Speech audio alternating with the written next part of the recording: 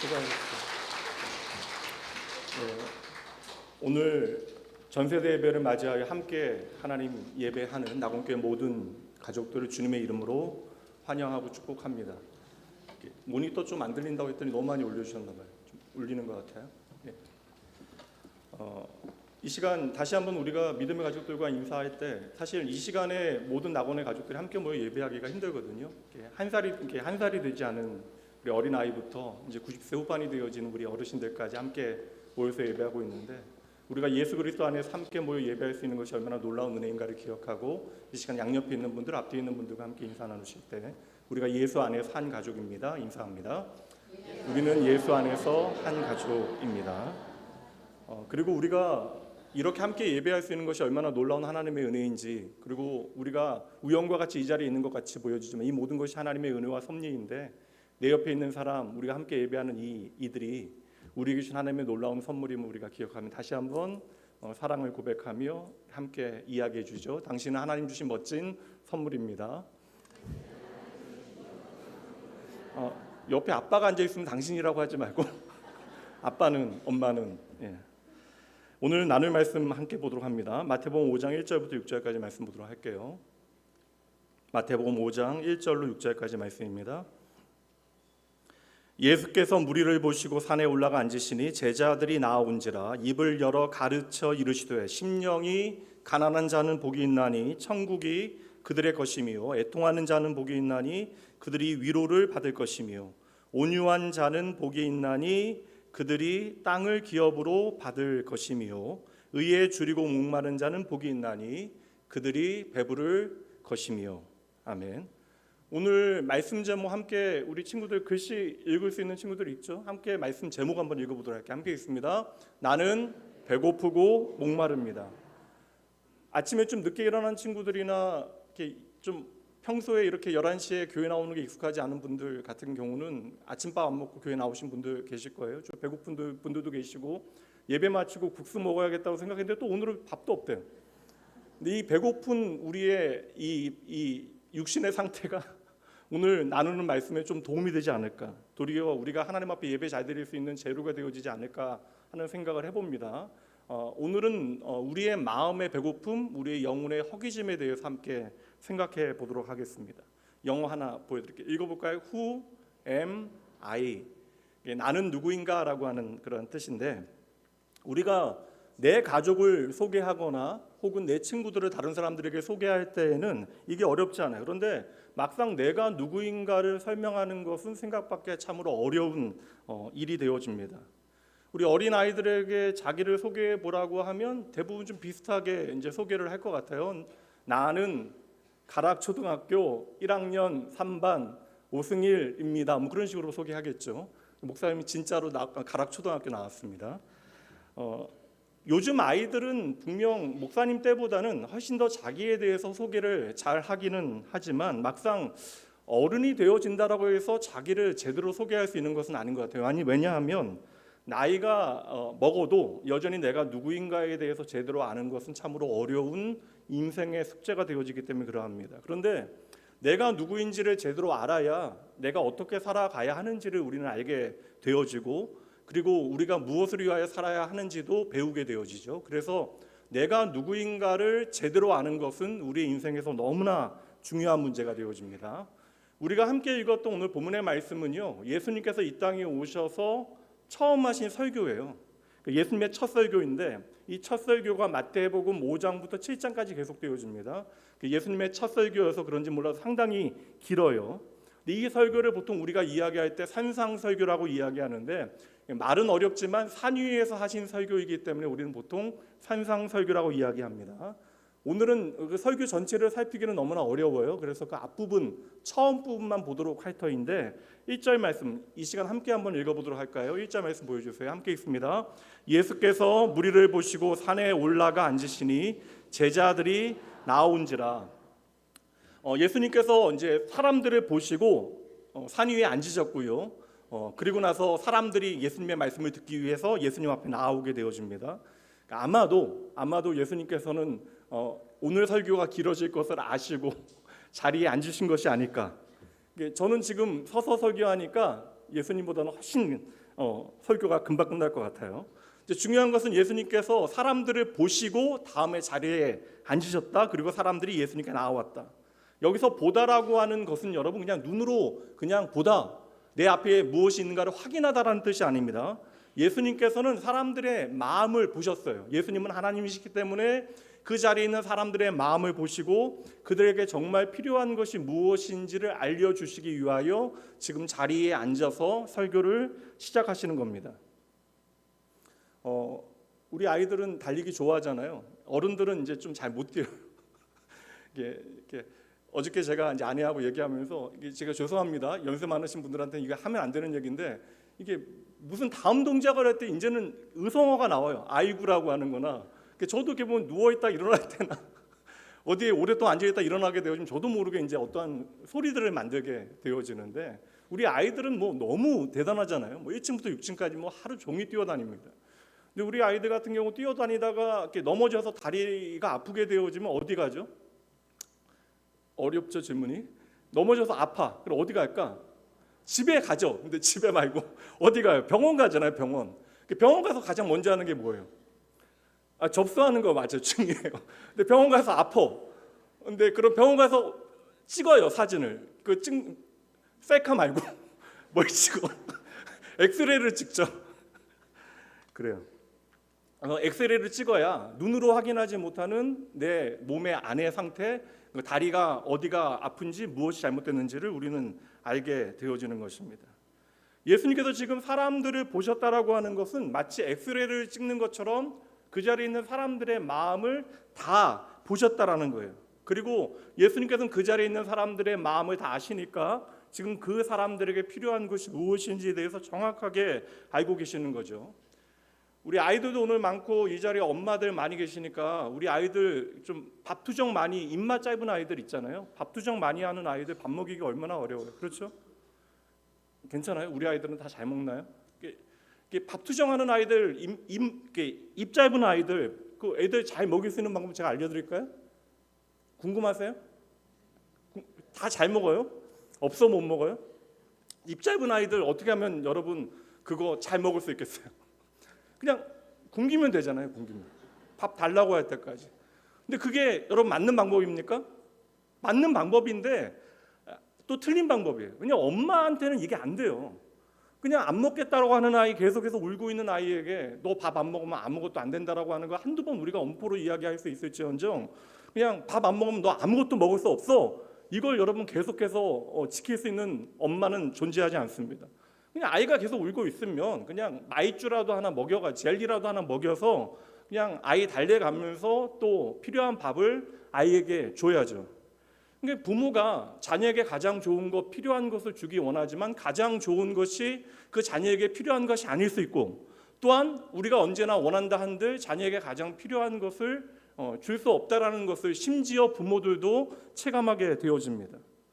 우리가 우리의 인생에 문제가 생기는 이유, 이 자리에 있는 유치원 아이들로부터 어른들까지 동일하게 다양한 인생의 문제를 가지고 살아가는데 우리의 인생에 어떤 갈등의 문제가 생겨지는 이유는 우리가 원하는 것과 우리가 필요한 것이 일치하지 않는 경우가 너무나 많다라는 것이죠.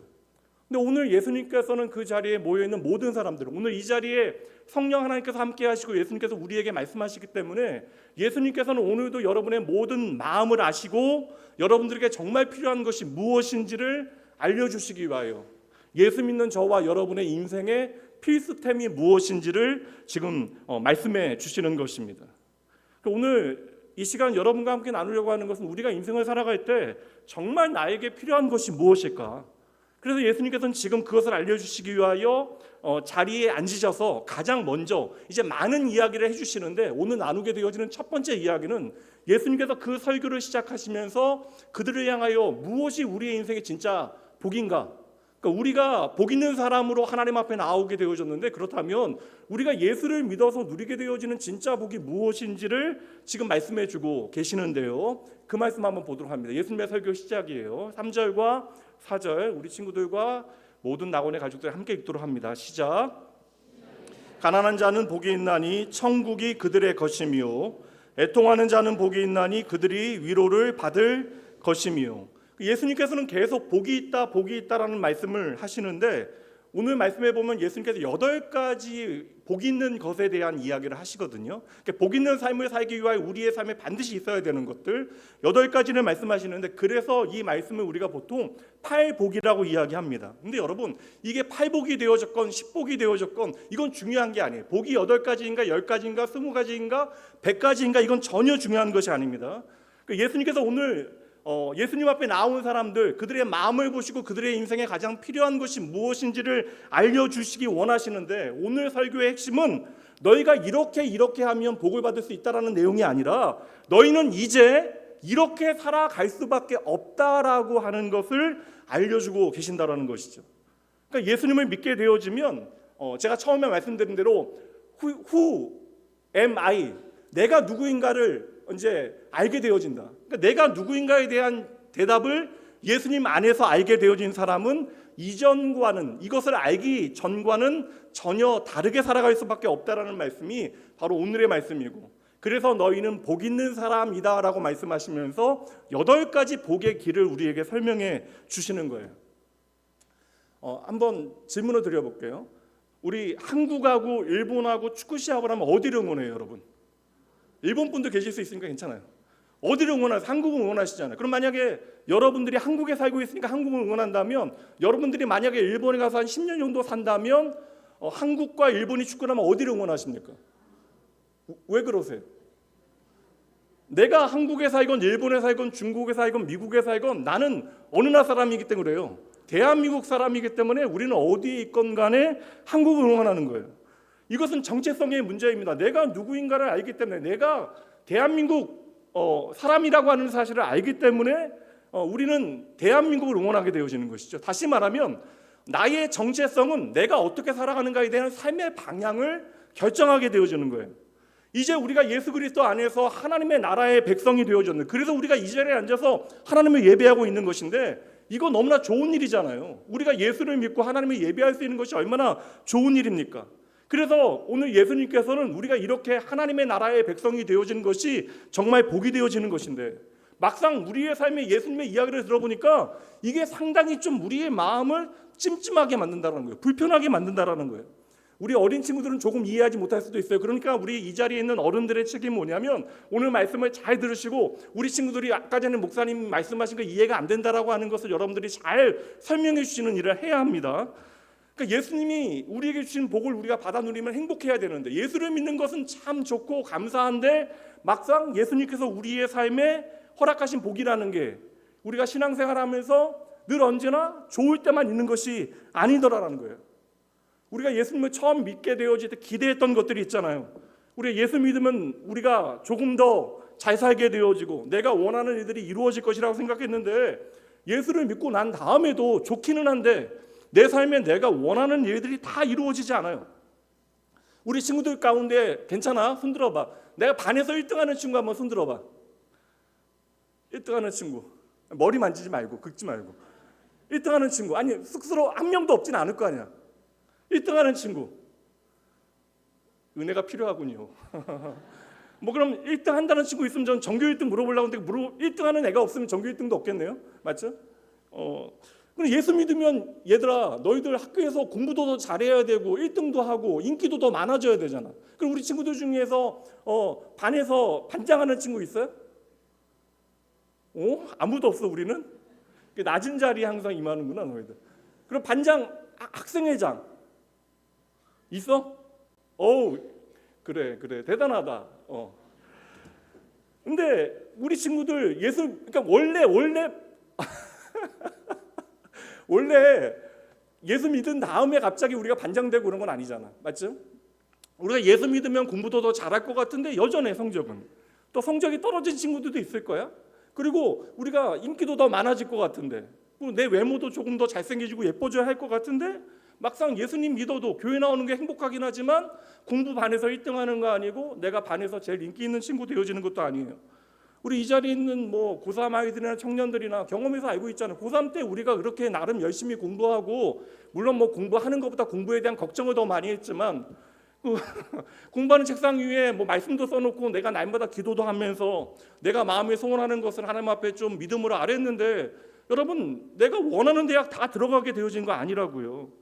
내가 결과가 내 마음과 달라서 상처받게 되어진 사람들, 또 그리고 그래서 내 마음에 원치 않은 방황이 시작되어진 청년들도 이 자리에 있을 수 있습니다. 이런 고민은 우리가 어릴 때 뭐 유치부 아이들이나 유초등부 아이들이나 중고등부 뭐 아이들에게만 해당되어지는 것이 아니라 어른이 되어져서 다 마찬가지예요. 내가 예수 믿게 되어지면 직장에서도 더 잘 돼야 되고 내 사업장도 내 사업도 더 잘 되어야 하는데, 예수 믿는 우리 가정이 좀 더 세상 사람들보다 행복하고 또 다 건강해야 되는데, 이 자리에 어릴 때부터 신앙생활 하신 분들 많이 계시잖아요.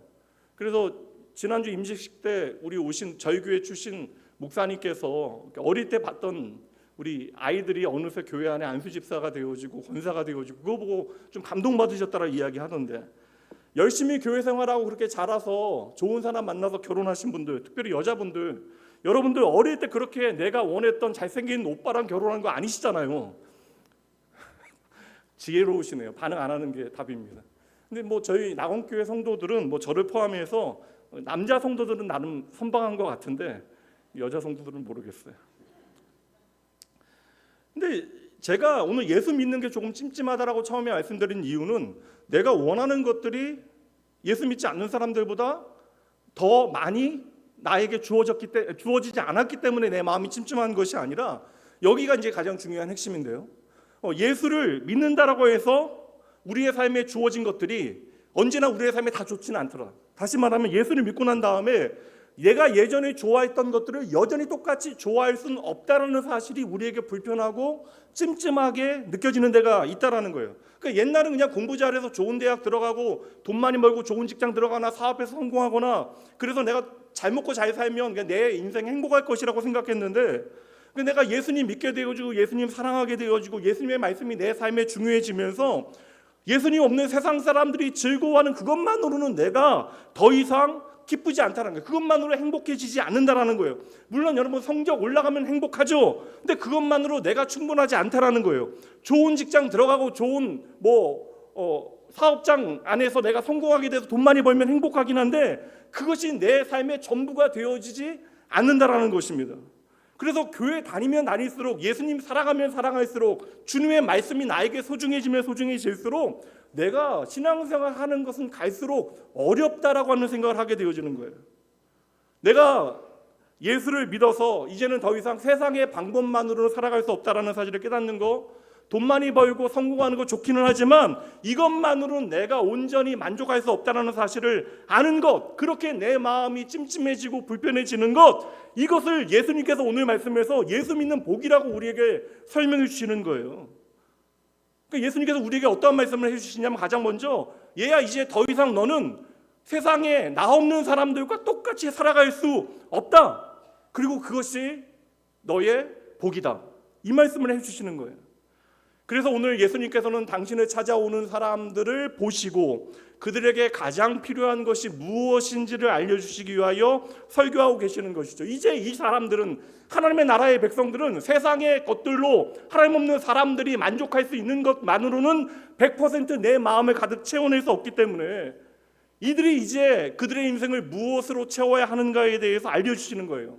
제가 처음에 8가지라고 이야기했는데 8가지 다 이야기하면 우리 친구들 목사님 볼 때마다 싫어할 것 같아서 4가지만 오늘 생각해 보도록 할 거고, 이거는 여러분 때문에 일부러 줄이는 것이 아니라 이건 뭐 8가지를 살피건 뭐 10가지를 살피건 20가지를 살피건 결론은 똑같아요.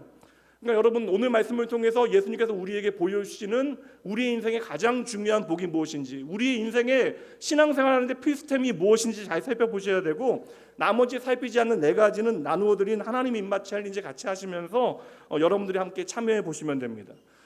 그래서 첫 번째 먼저 읽어보도록 합니다. 함께 읽어봅니다. 시작. 심령이 가난한 사람은 복이 있다. 근데 우리의 인생의 복이 무엇인가를 설명하시는데 처음 나오는 단어부터 우리의 마음에 들지 않아요. 여러분, 가난이라고 하는 단어를 세상 누가 좋아하겠습니까? 근데 예수님께서는 복 있는 사람에 대해 설명하시면서 너희가 복 있는 사람들이다라는 거예요. 이렇게 하면 복 있다라는 것이 아니라 너희는 이미 복 있는 사람들이다. 근데 복 있는 사람들에게는 마음의 가난함이 있다라는 거예요. 근데 이 가난이라고 하는 단어가요, 빈털털이라고 하는 단어예요. 아무것도 없다는 단어입니다.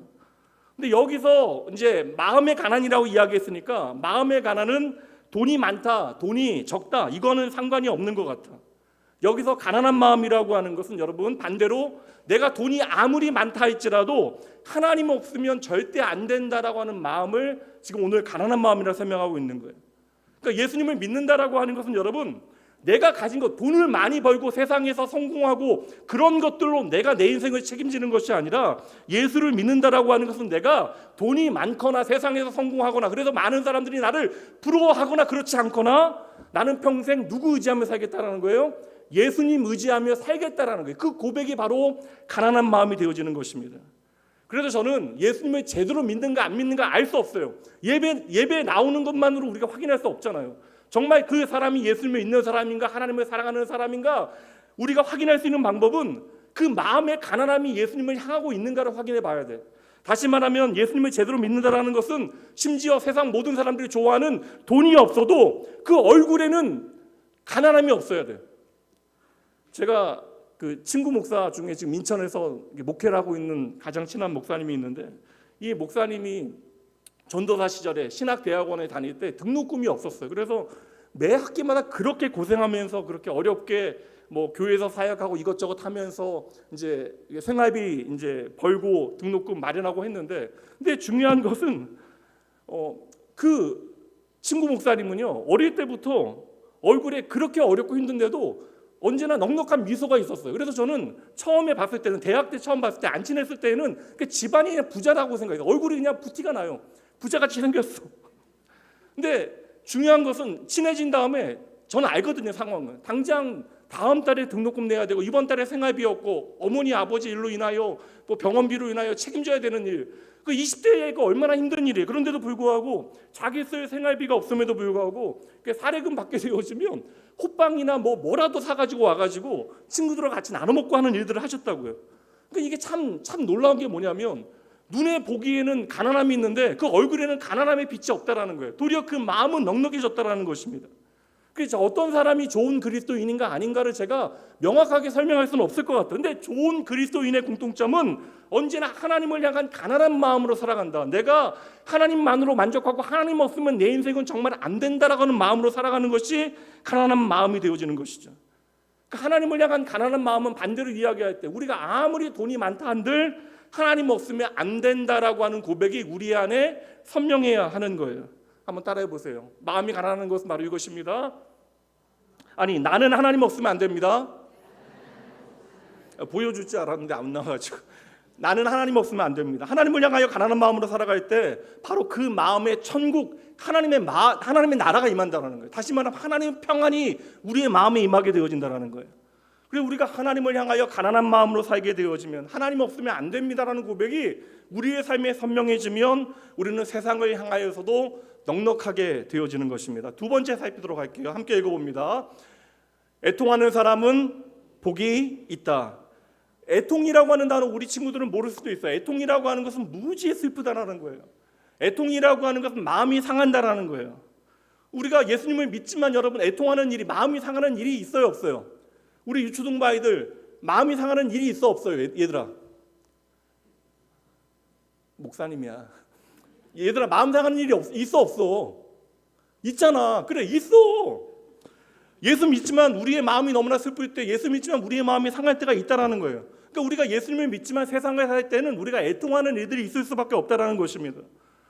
우리는 예수님을 믿지만 하나님이 없다라고 말하는 세상 가운데 살아갈 때 우리가 마음 상하는 일들이 충분히 많이 벌어질 수 있다라는 거예요.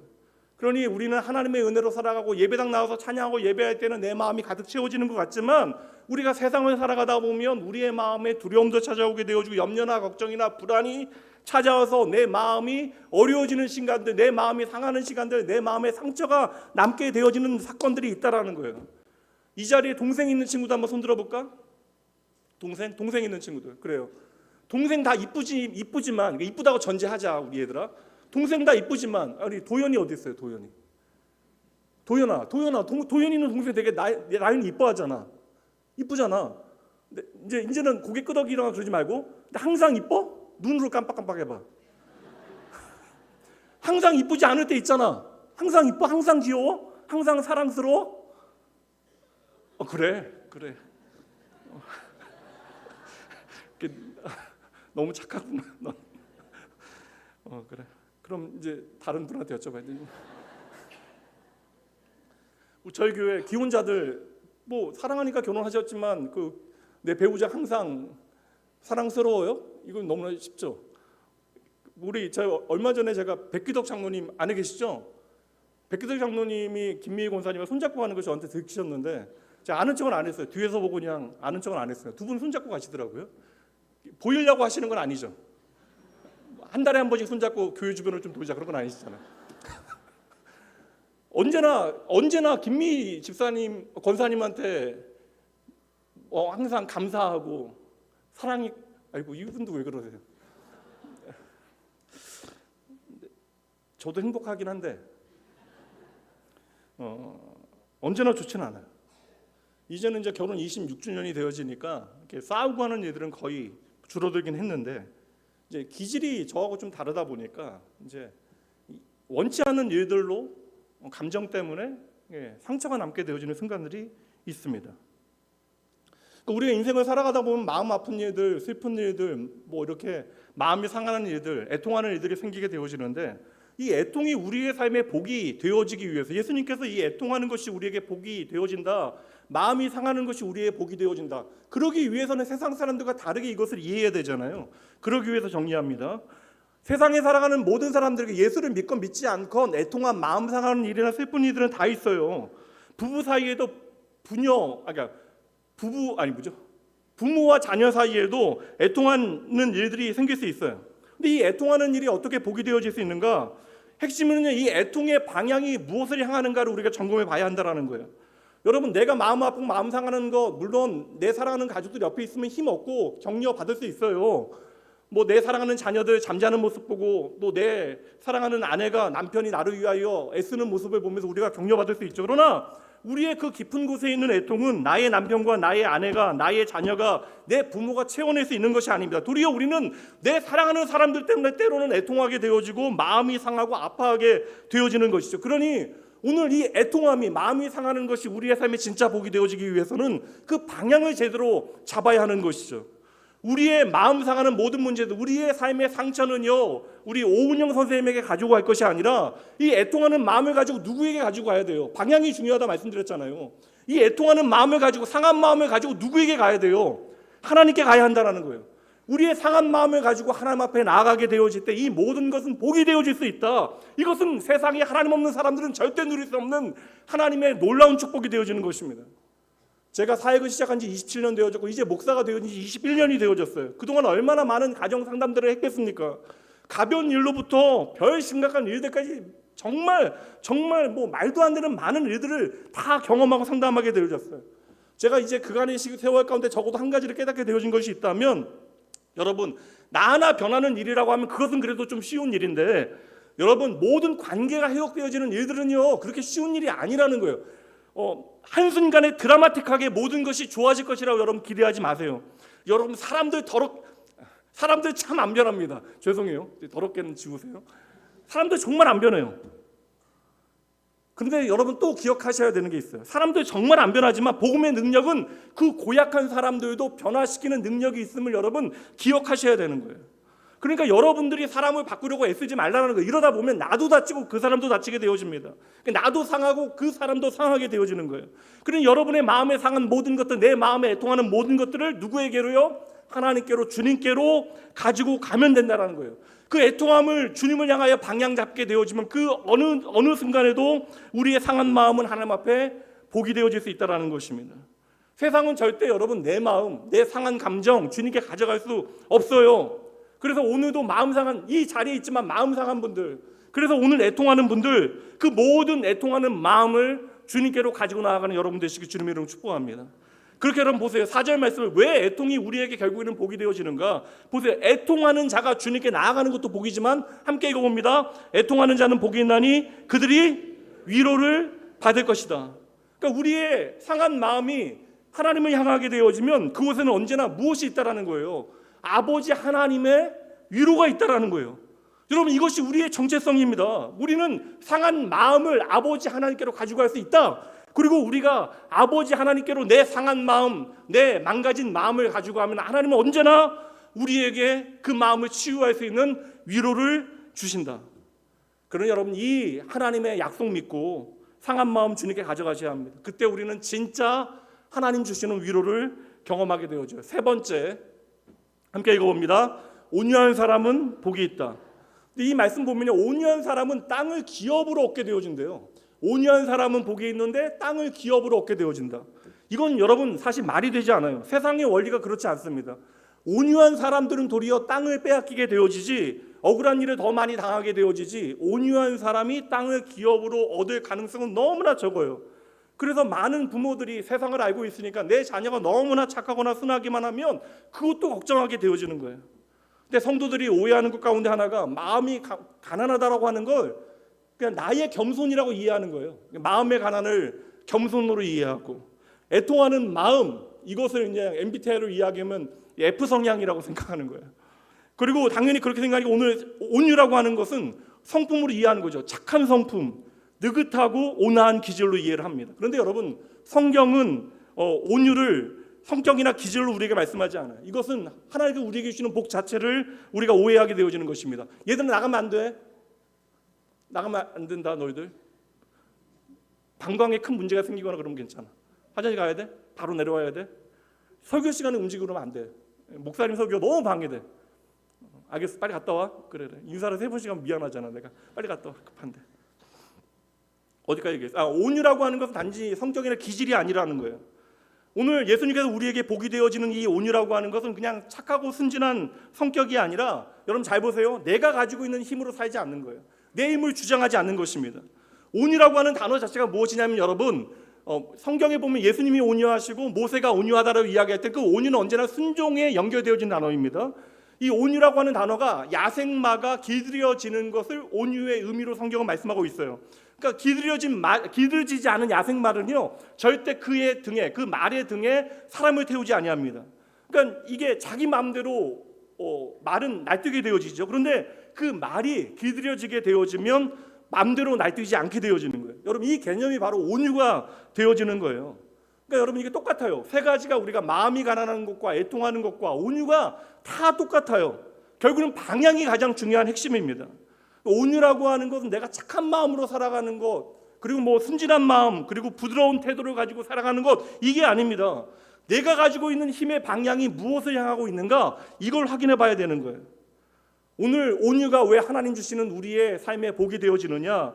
하나님께서 야생마와 같았던 날뛰던 나의 마음을 길들여 주셨기에 어떠한 일이 벌어진다 할지라도 내가 쉽게 흔들리지 않는다는 거예요. 이리저리 내가 날뛰지 않는다는 것입니다. 그래서 여러분, 온유를 한번 따라해 보세요. 내 힘이 아니라 하나님의 힘으로. 내 힘이 아니라 하나님의 힘으로. 그러니까 다시 말하면 온유라고 하는 것은, 여러분, 내가 힘이 있어도 내 힘의 주인이 내가 되지 않는 것, 그래서 나의 힘은 작아지고 하나님의 다스림이 커지는 것이 바로 온유입니다. 그러니까 온유는 내 힘이 아니라 하나님의 힘으로 살아가는 것, 그러한 훈련이 우리의 삶에 계속되어지는 것이 온유가 되어지는 거예요. 이미 말씀드렸지만 왜 온유가 복이 되어지는지 정리해 보도록 할게요. 온유라고 하는 것은 여러분, 힘이 없는 게 아닙니다. 힘을 포기하는 것이 아니에요. 이 힘을 누구에게로 옮겨놓는가, 그러니까 힘의 주인이 누구인가를 우리가 아는 것이 온유가 되어지는 것입니다. 근데 지금까지 우리가 하나님께서 우리에게 주시는 복을 나누었는데 세 가지 나눴잖아요. 첫 번째 무엇이죠? 마음이 가난한 거. 두 번째 뭐예요? 마음이 상하는 거, 애통하는 거. 세 번째 온유한 거. 이거 여러분, 세상 사는데 우리가 성공하는 데 도움이 돼 보여요? 안 돼 보여요? 솔직히 말하면 우리가 세상에서 성공하는데 이것이 그렇게 좋게 보이지 않아요. 도리어 세상 이렇게 살면 우리는 세상에서 성공하기가 어려워집니다. 근데 성경에서는 도리어 예수님께서 이렇게 사는 것이 바로 너희가 하나님의 백성이라고 하는 증거가 되어진다. 너희가 바로 하나님의 복받은 하나님의 사람이라는 증거가 되어진다라고 말씀을 주신다라는 거예요. 그러니까 이 세 가지 모든 것을 우리가 깔끔하게 정리하기 위해서 이제 네 번째 마지막 복을 나누게 되어질 터인데, 마지막은 이것입니다. 함께 읽어봅니다. 의에 줄이고 목마른 자는 복이 있다. 6절 말씀 함께 읽어볼게요. 6절입니다. 의에 줄이고 목마른 자는 복이 있나니 그들이 배부를 것이다. 그러니까 여러분, 중요한 건 뭐냐면, 몸은 여러분 에너지가 떨어지는데 배고픔이라고 하는 것을, 허기짐을 느끼지 못하면 그 사람은 심각한 상태예요. 이 거식증 같은 게 이러한 증세잖아요. 병이잖아요, 여러분. 그러니까 내가 배부르기 위해서는 반드시 배고픔을 경험하고 알아야 나를 배부르게 하기 위하여 내가 무엇을 먹어야 하는가를 찾게 되어지는 것입니다. 그러니까 6절 말씀인데 이게 어려운 게 뭐냐면 의에 줄이고 목마른 것이 무엇인가. 그러다 보면 우리가 생각하기 뭐냐면 의라고 하는 것을 생각하면 정의를 생각하잖아요. 그렇다면 우리가 이 세상 가운데 정의롭게 살려고 애쓰고 복받게 애쓰고 노력하게 되어지면 복이 있다. 이거 여러분 세상의 원리대로 생각해 보면 맞는 것 같이 보여지지만 여러분 이게 하나님의 복은 이게 아닙니다. 왜냐하면 기질이 아니기 때문에, 우리의 노력이 아니기 때문에. 처음에 말씀처럼 내가 누구인가를 깨닫게 되어지면 우리의 인생은 달라지게 되어지는데, 내가 바로 하나님의 백성, 하나님의 사랑받는 자녀라는 사실을 깨닫게 되어지면 우리의 인생 자체가 180도 완전하게 변하게 되는 거예요. 그러니까 의에 줄이고 목마른 자는 배부르다. 이거 어려운 말씀인데 이 말씀을 유진 피터슨 목사님께서 메시지의 성경, 의미역으로 번역한 성경인데요. 이 성경에서 이 의에 줄이고 목마른 자는 배부르게 되어진다라는 것을 아주 멋지게 해석을 하셨어요. 제가 그 내용을 그대로 여러분들에게 읽어드리도록 할게요. 하나님께 입맛이 당기는 너희는 복이 있다. 그분은 너희 평생에 맛볼 최고의 음식이요 음료이다. 너무나 멋진 표현이에요. 우리가 다 같이 한번 함께 읽어보도록 합니다. 시작. 하나님께 입맛이 당기는 너희는 복이 있다. 그분은 너희 평생에 맛볼 최고의 음식이요 음료이다. 제가 말했잖아요. 첫 번째, 하나님을 향하여 내가 가난한 마음이 되어져야 하나님 없으면 안 된다는 사실을 깨닫게 되어지잖아요. 내 마음이 아플 때 이 마음을 위로하실 수 있는 분이 하나님이심을 알게 되어져야 우리가 하나님의 위로를 받게 되어지잖아요. 그리고 내가 내 힘으로 살아가는 것이 아니라 하나님의 다스림을 받아야 내 삶에 하나님의 나라가 임하게 되어진다는 사실을 깨닫게 되어져야 내 힘으로 사는 인생이 아니라 하나님께서 책임지는 인생을 우리가 살아가게 되어지는 것이죠. 마찬가지, 내가 여러분 하나님을 향하여 배고프다는 사실을 알게 되어져야, 내가 하나님을 향하여 목마르다는 사실을 알게 되어져야 내가 하나님으로 배부르게 되어진다. 입맛만큼 여러분 정직한 게 어디 있어요? 먹지 못하는 음식 먹을 수 있는 사람이 있어요? 이게 참 이상한 게 입맛도 변하긴 합니다. 제가 가지 못 먹었어요. 가지 못 먹었어요. 근데 가지를 좋아해요. 지금은 40대 후반부터 먹어요. 제가 금요일 날 그래서 청년들 제가 포장해서 간다고 갔는데 청년들이 갑자기 거기 들어와가지고 그럼 곤란하죠. 뭐 계산해주고 왔는데, 그래도 제가 안 먹던 가지가 맛있으니까 걔네들한테 가지 맛있었니? 맛있었어? 그래. 비싼 거다. 갚아라 언젠간. 이게 여러분 이게 입맛이라는 것만큼 얼마나 정직한 게 없어요. 없습니까? 그러니까 여러분 잘 보세요. 우리가 의를 향하여 배고플 수 있는 존재인가? 이 의라는 것은 하나님의 의인데, 다시 말하면 하나님의 공의를 우리가 채울 수 있는가? 그러니까 우리의 죄의 문제를 해결해서 하나님 앞에 의롭다라고 거룩하다라고 우리가 인정받을 수 있는가? 이거 안 된다라는 거예요. 그래서 우리가 하나님의 의를 채울 수 없어요. 하나님의 거룩의 기준에 도달할 수 없어요. 우리의 죄 때문에 우리는 하나님 앞에 아예 나아갈 수 없는 존재입니다. 그래서 우리를 의롭다 칭해 주시고 의로움을 덧입혀 주실 분이 필요해요. 그분이 바로 누구예요? 예수 그리스도. 우리의 죄를 위하여 이 땅에 오시어 우리를 위하여 죽으시고 부활하신 예수님 까닭에 우리는 이제 의를 위하여 배고파하고 의를 위하여 목말라 할 수 있게 되어졌다. 그러니 성경이 말씀하고 있는 하나님의 의라고 하는 것은 바로 단 한 분 예수 그리스도를 설명하고 있는 거예요. 그러니까 우리가 의를 위하여 목마르고 의를 위하여 배고프다. 이것은 바로 하나님을 향하여 예수 그리스도를 향하여 우리가 목마르고 예수 그리스도를 향하여 배고파지는 것, 이것이 너희에게 복이다. 그러니 우리의 인생의 모든 배고픔과 목마름을 단숨에 해결하실 수 있는 분, 그분이 바로 누구세요? 예수님. 우리가 평생에 맛볼 수 있는 최고의 음식과 최고의 음료가 누구예요? 바로 예수님. 우리 이 예수님 때문에 우리의 입맛 자체가 이제 변하게 되어졌다는 거예요. 세상의 다른 것들에 우리가 입맛 따시며 살아가는 인생이 아니라 하나님께 입맛 우리가 당기는 인생을 살게 되어졌다. 제가 생각밖에 여러분 소녀 입맛입니다. 그래서 저는 떡볶이 너무 좋아해요. 지금도 그냥 떡볶이를 안 먹으면 안 돼요. 일주일에 한 번, 두 번은 떡볶이를 반드시 먹어야 합니다. 그러니까 왜 이렇게 운동을 해도 목사님 살이 안 빠지세요? 청년 여러분, 떡볶이 같은 거 먹으니까 그래요. 밤에 떡볶이 먹고 막 그러니까. 떡볶이 먹고 저는 파스타 되게 좋아하거든요. 그런 거 좋아해요. 근데 제가 세상에서 가장 좋아하는 음식이 있는데 그 아내가 끓여주는 제가 고추장찌개입니다. 잘 안 끓여줘서 요사일은. 근데 저는 이 고추장찌개 너무 좋아하거든요. 왜냐면 이게 제가 유학 생활 중에 너무 이게 머리가 터질 것 같이 힘들다라는 생각이 드는 때가 있어요. 정말 막 그냥 토 나올 정도로 지치게 되어지는 아이들이 있습니다. 공부하는 것도 힘들고 막 그냥 어린 아이들하고 공부하는데 30대 초반, 저는 30대 후반이었는데 10살 어린 아이들하고 공부하고 막 영어로 공부하고, 그리고 페이퍼 하루 종일 쓰다가 막 지쳐져서 그냥 터벅터벅 이제 집 문 열고 들어가면 아내가 힘든 거 알고 이제 문 열자마자 고추장찌개 냄새가 그냥 집안에 여러분, 은혜의 향기입니다. 은혜의 향기. 근데 그러면 저는 그냥 씻지도 않고 그냥 자리에 앉아서 그냥 고추장찌개 그냥 먼저 먹어요. 그 고추장찌개 입에 한 번 넣으면 모든 고달픔이 한순간에 사라집니다. 바로 이 맛이야. 예수님께서 오늘 우리가 복 있는 사람이라고 하는 이유를 설명하시면서 우리가 세상을 향하여 목말라하고 배고파하는 것이 아니라 이제 하나님을 향하여 입맛 당기는 인생을 살아가는 것이 너희가 얼마나 복이 되어지니, 이것이 얼마나 놀라운 은혜인가를 너희는 알아야 한다라고 말씀해 주시는 것입니다. 제가 아내의 고추장찌개에 위로받게 되어지는 것처럼 끓여달라는 얘기는 아닙니다. 요새 아내가 컨디션이 안 좋아가지고 끓여도 제가 끓여야죠. 레시피라도 좀 알려주세요. 내 인생의 입맛, 내 영혼의 입맛을 끌어당기는 것이 예수님이 되어진 것이 여러분 얼마나 놀라운 일이에요. 우리가 노력해서 예수님을 나의 생명으로 만나게 되어진 거 아니잖아요. 우리가 애를 써서 오늘 이 자리에서 하나님을 예배하고 있는 것이 아니잖아요. 이 모든 것이 여러분 은혜이잖아요. 그래서 예수님께서 십자가를 지시기 전날 가장 중요한 순간에 그 밤에 제자들을 위하여 식사를 준비하시고 마지막 식사예요. 그리고 하신 말씀이 있습니다. 마태복음 26장 26절부터 말씀 볼게요. 제가 읽어드립니다. 그들이 먹을 때 예수께서 떡을 가지사 축복하시고 떼어 제자들에게 주시며 이르시되 받아 먹으라, 이것은 내 몸이니라 하시고 또 잔을 가지사 감사기도 하시고 그들에게 먹여주시며 이르시되 너희가 다 이것을 마시라, 이것은 죄사함을 얻게 하려고 많은 사람을 위하여 흘리는 바 나의 피 곧 언약의 피니라. 예수님 말씀 뭐예요? 다음날 죽으셔야 돼. 잡히셔야 돼. 그날 밤에 예수님은 잡히셔야 돼요. 고난당하신다고요. 그런데 예수님께서 제자들을 위하여 발을 닦아주시고 식탁을 준비하신 다음에 예수님이 하신 말씀은 무엇이에요? 너희가 나를 먹고 나를 마시라. 여러분, 이 자리에 있는 저와 여러분 말고 세상에 누가 이 말씀을 이해할 수 있겠습니까?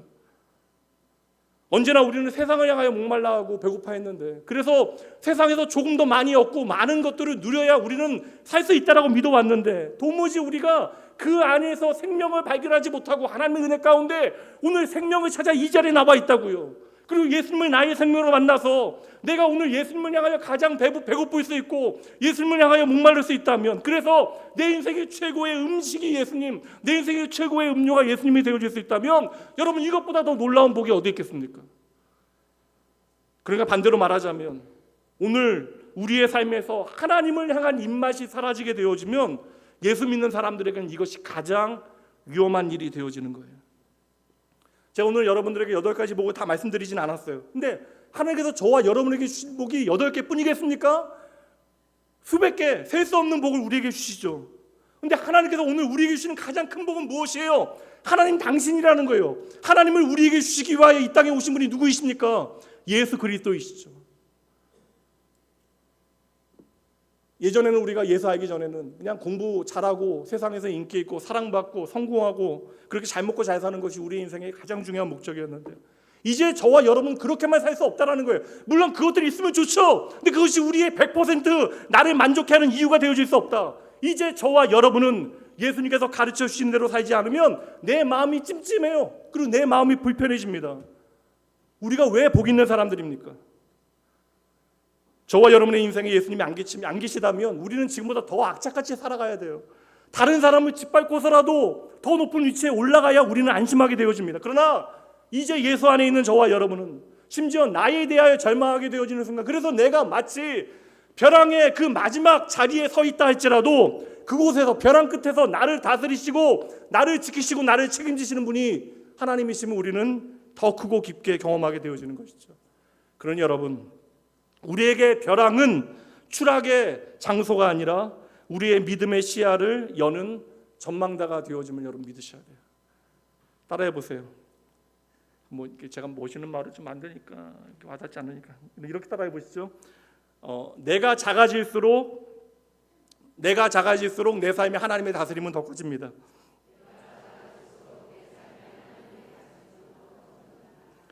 그래서 저와 여러분은요, 잘 나갈 때만 하나님의 은혜를 경험하게 되어지는 것이 아니라 내 인생의 벼랑에서도 내 인생을 향하신 하나님의 최고의 은혜를 우리는 맛보게 되어지는 것이죠. 이게 여러분 예수 믿는 복이 되어지는 거예요.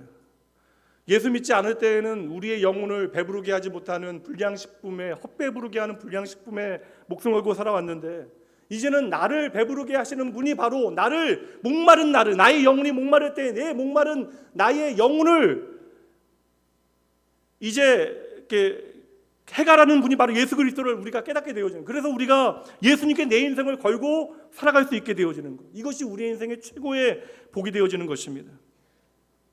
그러니 여러분, 오늘 여러분의 삶에 무언가 채워지지 않은 것들, 불편한 것들, 예수 믿으면서 내 마음에 어떠한 이렇게 좀 찜찜한 이런 것들은 도리어 우리가 하나님의 나라에 들어왔기 때문에 우리가 경험하게 되어지는 것들이다.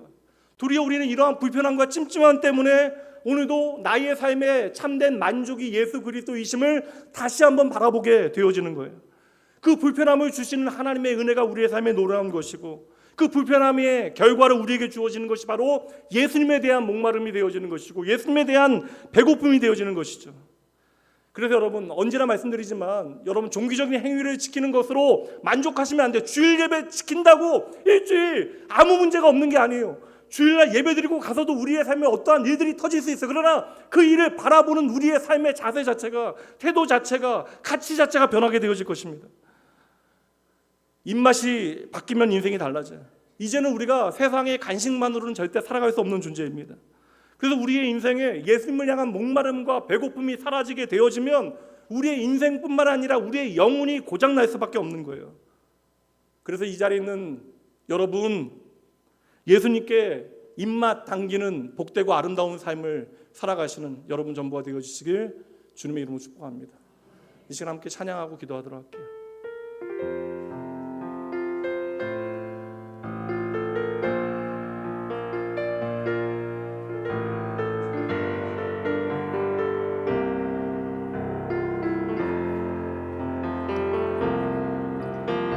마음이 상한 자를 고치시는 주님, 하늘의 아버지 날 주관하소서.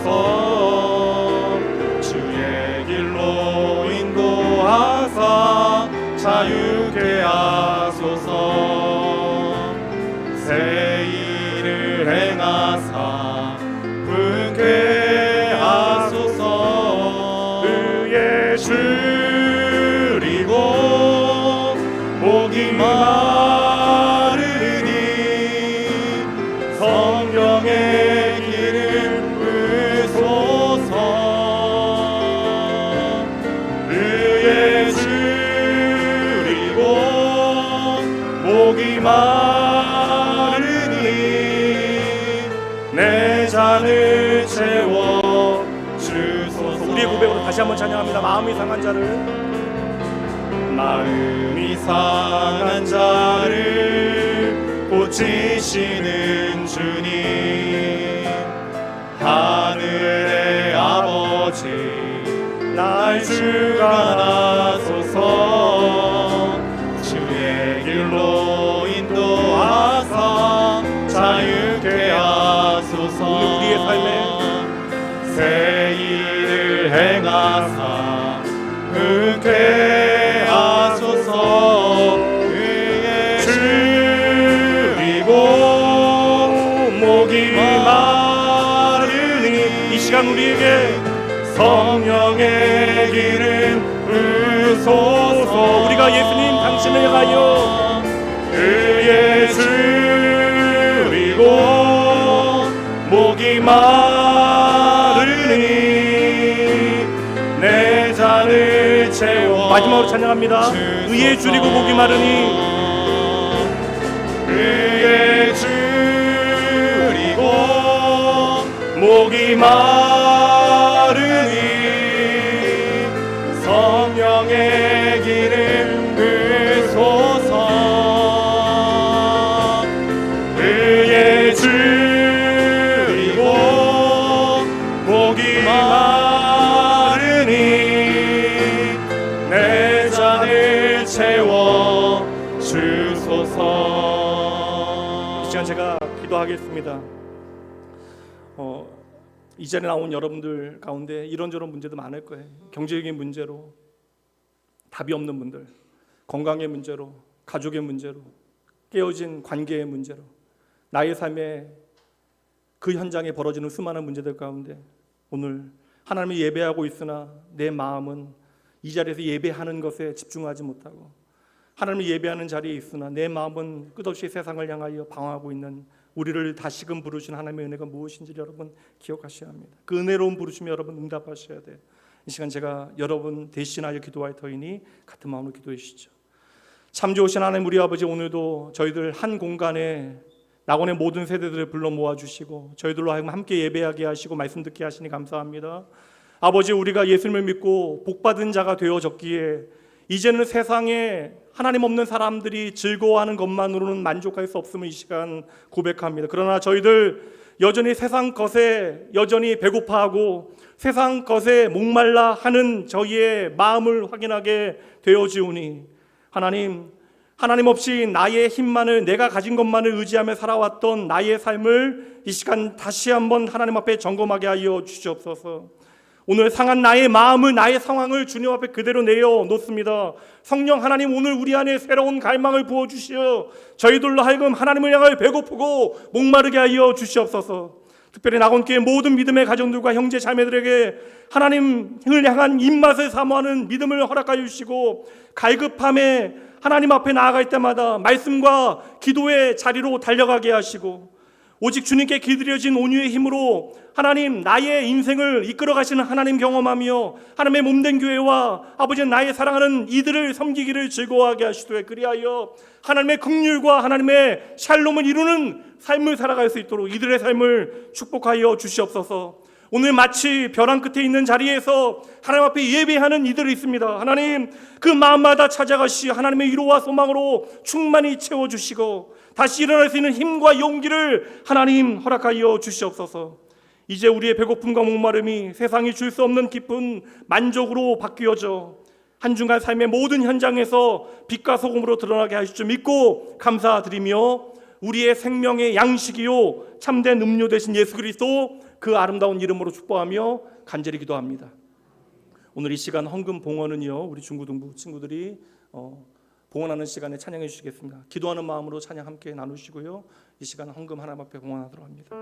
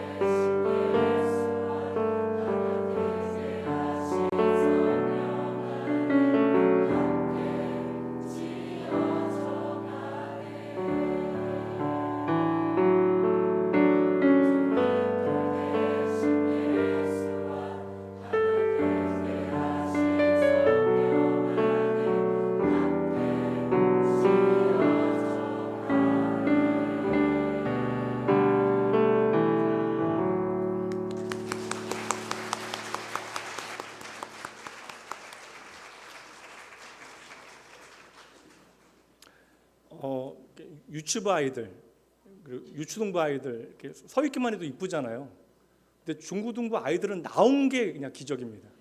이거 여러분 격려해 주셔야 돼요. 예. 다시 한번 뜨겁게 우리 중고등부 아이들이.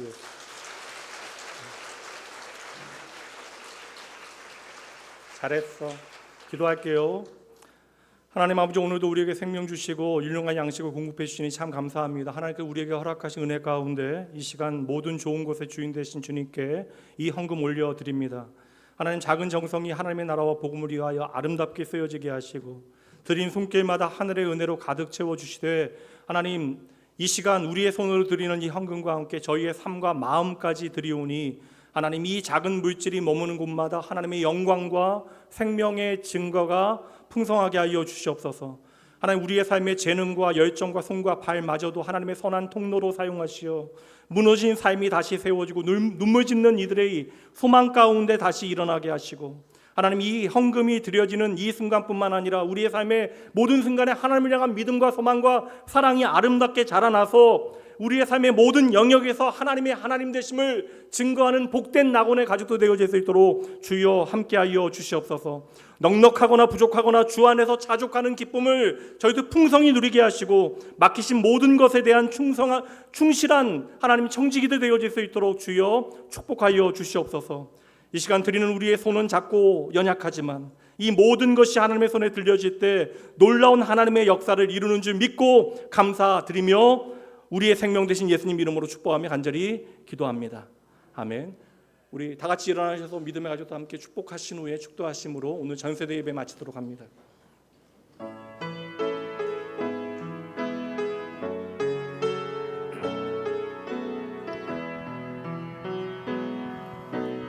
평화, 하나님의 평강이 당신의 삶에 넘쳐나기를. 평화, 하나님의 평강이 당신의 삶에 가득하기를 축복합니다. 이제는 우리 주 예수 그리스도의 은혜와 하나님의 사랑하심, 성령 하나님의 함께하심이 가난한 마음으로 날마다 하나님을 의지하고 상한 마음을 주님께 드리어 하늘의 위로를 입으며 주님의 다스리시는 온유한 힘으로 세상에 하나님의 샬롬을 증거하고 세상이 아니라 하나님을 향하여 배고파하고 목말라하는 모든 하나님의 나라의 백성들, 낙원의 가족들 위해 이들의 가정과 자녀와 일터와 건강과 삶의 모든 자리와 이들의 평생에 지금으로부터 영원까지 함께 있을지어다. 아멘.